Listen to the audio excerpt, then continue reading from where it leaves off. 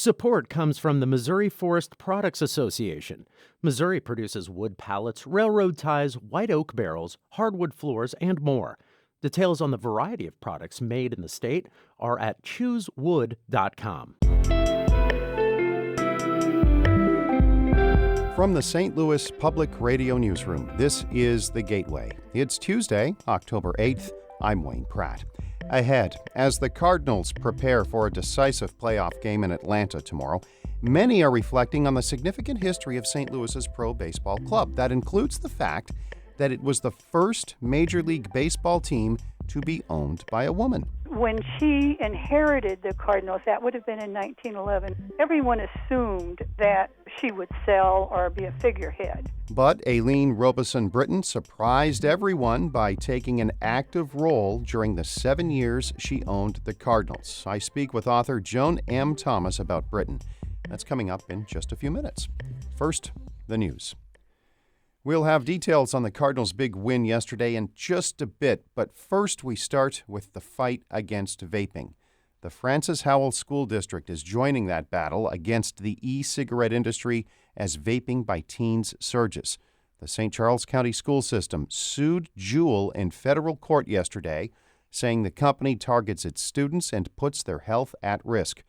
Francis Howell says hundreds of students have been caught vaping. Two Kansas City area school districts also sued Juul this month under the same law firm. State health officials say at least one person in Missouri has died from e-cigarette-related illnesses and 18 others have been sickened. In statements responding to the lawsuits, Juul, the e-cigarette manufacturer, says it has never marketed its products to youth. One anti-abortion group says it may take legal action against a soon-to-be-open abortion clinic. Planned Parenthood is opening an 18,000-square-foot clinic in Fairview Heights. Andrew Bath is with the Thomas More Society. The group sued the Planned Parenthood clinic in Aurora, in Illinois, when it opened its doors. Now that they're planting these mega clinics just outside the border of pro-life states, they're turning the state of Illinois into an abortion tourism destination state, which we think is abhorrent. A Planned Parenthood representative says access to safe abortions is important, especially for women who live in states like Missouri where abortion laws are restrictive. The new clinic, which is set to open in the Metro East this month, will provide surgical and medication abortions. Missouri health officials are urging residents to get a flu shot before this season is in full swing. Here's St. Louis Public Radio's Sarah Fenton.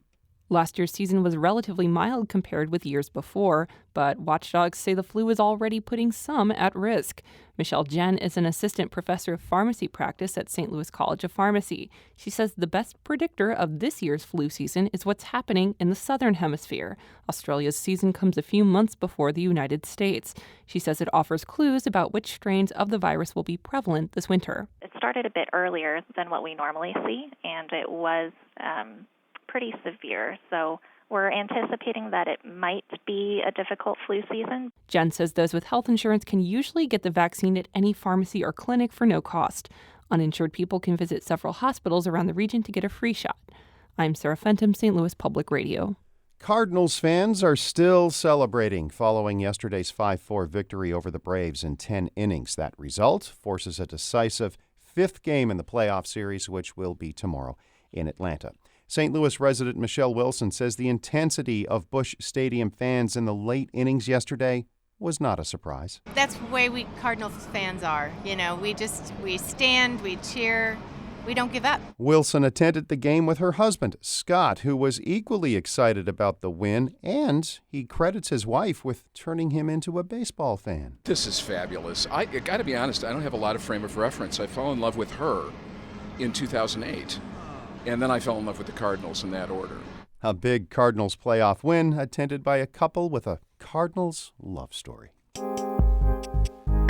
If you enjoy listening to The Gateway every day, let the world know. Write a review or rate us wherever you get the podcast. And thanks. St. Louis's new professional sports team, a Major League Soccer franchise, has a majority women ownership group.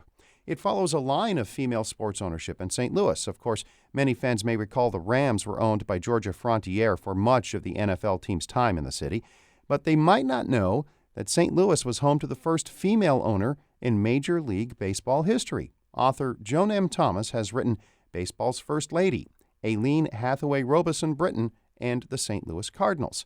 Thomas tells me that while working on another book, she discovered that a woman had owned the St. Louis baseball team. I was surprised that I had never heard that before. I started checking into it, and I began to realize, I thought, wait a minute. She may have been the first woman to own a Major League Baseball team, and she was. When she inherited the Cardinals, that would have been in 1911, everyone assumed that she would sell or be a figurehead. Her uncle owned the Cardinals and the ballpark where they played at the time. In his will, her mother got 25% of everything he had, and she got 75%. Why do you think she did not sell? She felt that it was her obligation, and she was a baseball fan. Her father was a streetcar magnate in Cleveland, and he originally owned a team called the Spiders. She was actually the club mascot when she was like 8, 9 years old. She would travel, go on road trips with her father and her uncle. But she was quite sophisticated, very much into fashion. She loved music and dancing, and she was very ladylike, but she loved baseball. And when she inherited the club, she looked forward to being a club owner. I'm curious about how other owners in the league responded to her. From what I can determine, they treated her with respect. They may not have been real happy about the fact that a woman was attending the owners' meetings, but from what I can determine, there was never any real animosity between her and the other owners.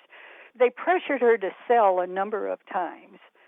In fact, at one point, apparently somebody did make her an offer, and she didn't feel like it was good enough, and she turned him down. And there was an article in, I forget which newspaper it was in, the headline said, "Never tell a woman she must," because they told her she must sell for the good of baseball, so she didn't do it.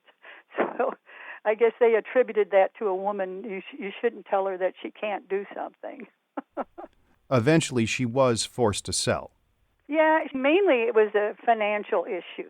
She said many years later that she always kind of regretted selling because she wanted to pass the team on to her son, but of course that didn't happen. But she was just about broke at the time. She finally had to sell to a group of stockholders. Was she considered a good owner? I would say that she was.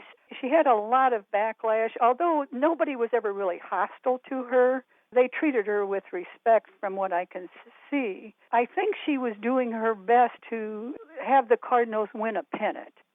The Cardinals were starting to look good at one point. In 1915, they brought on a rookie by the name of Rogers Hornsby, who now is in the Hall of Fame, probably one of the best ball players that ever lived.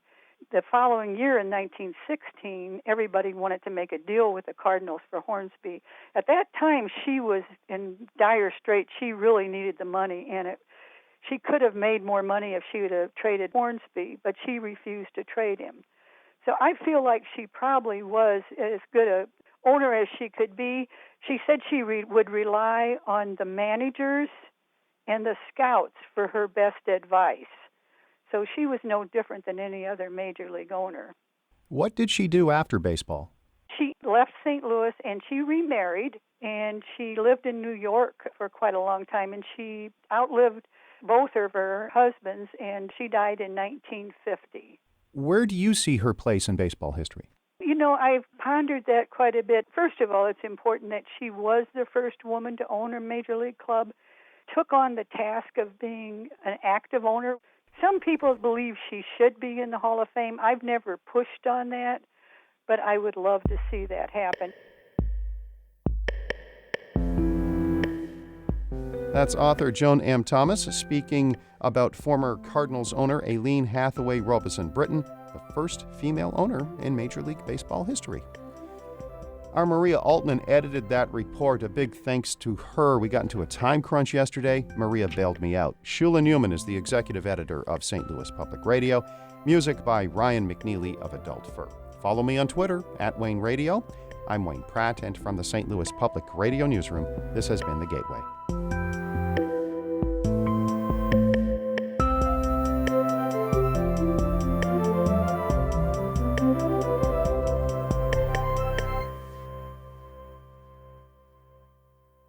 Support comes from the Missouri Forest Products Association, committed to conservation and careful management of the state's forests to make them more resilient and better habitats for wildlife.